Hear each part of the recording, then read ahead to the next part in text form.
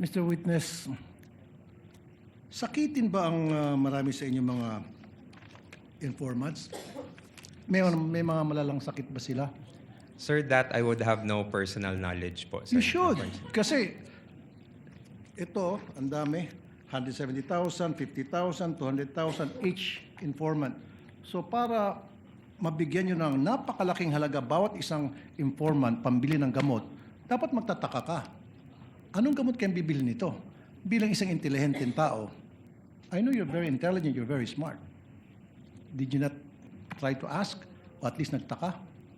Baka may rheuma, arthritis, nagpapa-chemo, should have asked.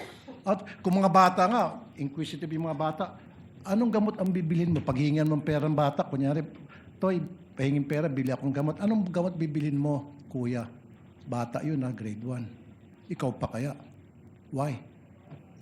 At the time po, sir, I did not ask anymore kay Colonel Lachica, sir. Why not? Because, sir, I already gave I trusted what the security officer mentioned to me, sir. But it is your responsibility to know. Kasi ikaw ang pumipirma doon sa AOM.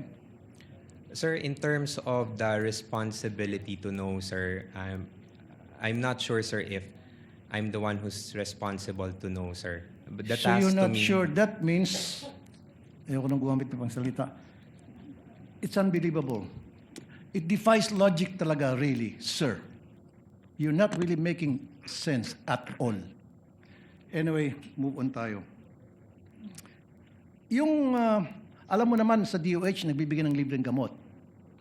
Meron Yes, kayong sir. mga medical assistance program. Yes, sir. Oh, ba't di nila kayo humingi sa DOH? In fact, by the hundreds of millions and billions, nag-expire lang dyan sa bodega ng DOH, natatapon lang. Sayang. So dapat humingi na lang kayo sa DOH.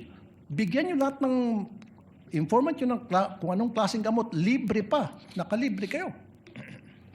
The wisdom behind how the confidential funds were implemented, sir, I cannot answer, sir, because again, sir, I am not the main implementer for the said activities. Kaya sir. nga, Mr. Smart Guy, nung makita mo na ang dami mga informant na binigyan ng mga hundreds of thousands each para sa gamot, you could have asked La Chica and said, La Chica, bakit di tayo pumunta sa DOH, maghingi tayo ng gamot para makalibre, makatipid tayo sa confidential funds? Libre naman sa DOH.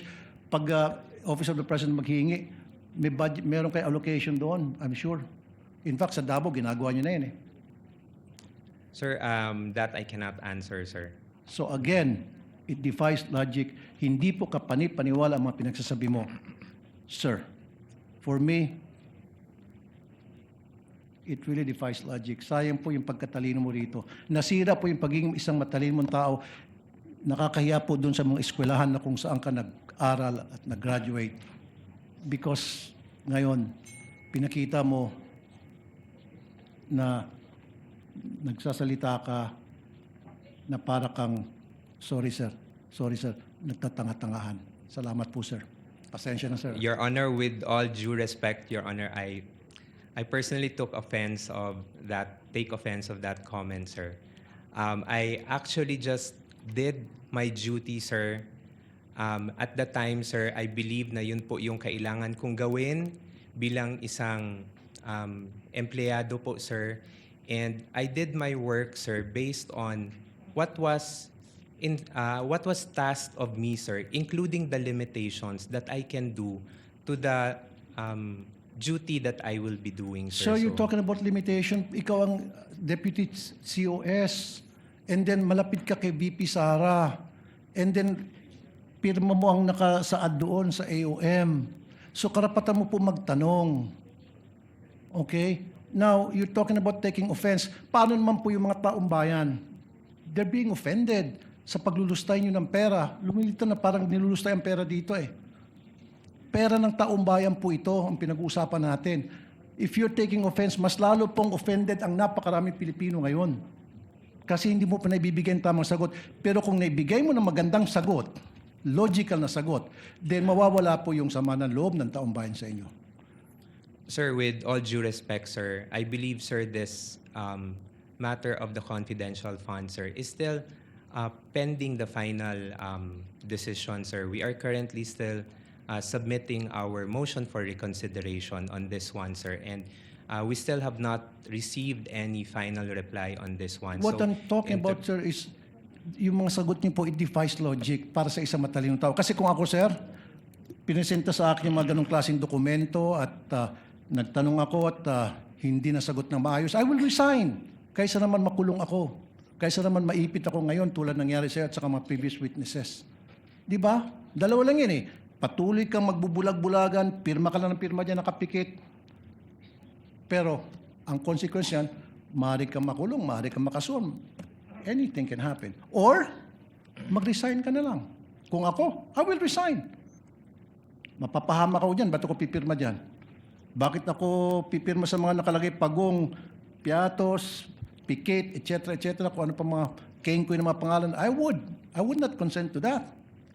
Outright sabihin ko, pag hindi niyo ipaliwanag sa akin yan, I will resign. Period. Thank you po. That was not a question, Mr. Orton. You need to answer. With the permission of Senator Judge Tulfo, may the chair replace the word nagtatanga-tangahan with feigning ignorance on the record? I see Senator Judge Tulfo nodding.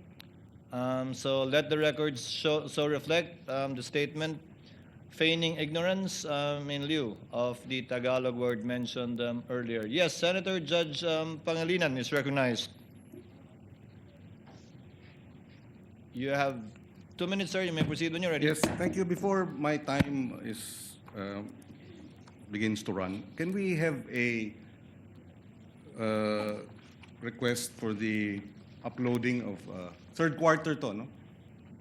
Yeah, okay. Again, good afternoon, Mr. Ortonio. This is the accomplishment report for the third quarter of 2023, July 14 to September 30. Now, it appears here wala na yung 40 million pesos worth of medicines. Correct? that's correct, sir. Okay.